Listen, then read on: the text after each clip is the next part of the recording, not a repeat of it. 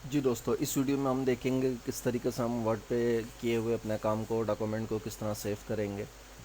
तो ये हमने पिछली वीडियो में काम करा था।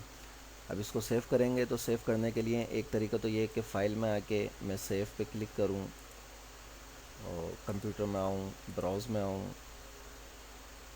फिर यहाँ से मैं या तो माय डॉक्यूमेंट्स के अंदर क्लिक कर लूँ या डेस्कटॉप पे, मैं डायरेक्ट डेस्कटॉप पे कर रहा हूँ और इसको करता हूँ माई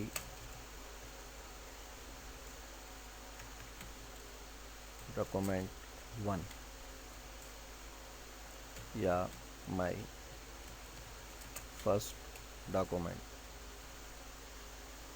यहाँ से हम फोल्डर सेलेक्ट करते हैं कि किस फोल्डर में हमें फ़ाइल रखनी है।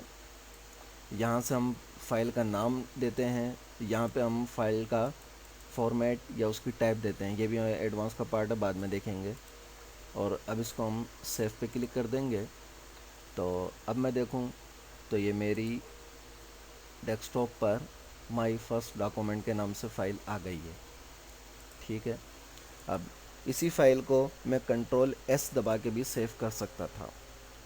कंट्रोल एस शॉर्ट फॉर्म है, कंट्रोल एस से भी कर सकते हैं। अब हम ये देखते हैं कि सेव तो हमने कर ली, सेव एज में क्या फ़र्क है।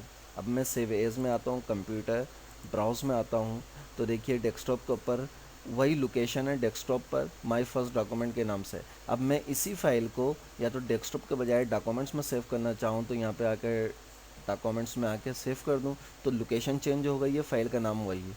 या फिर मैं डेस्कटॉप पर आके और इसी जगह आके इस फाइल को सेव करूं तो एक जगह पे एक ही नाम से दो फाइलें नहीं होती एक ही फॉर्मेट की। तो यहाँ पे फिर मैं इसको नाम चेंज कर दूंगा माई सेकेंड डॉक्यूमेंट और अब सेव करूँगा तो देखिए कि माई फर्स्ट डॉक्यूमेंट ये मैंने सेव करी थी और ये सेव एज से एक ही जगह मैंने दो डॉक्यूमेंट, एक ही जगह एक डॉक्यूमेंट को मुख्तलिफ़ नामों से सेव कर लिया।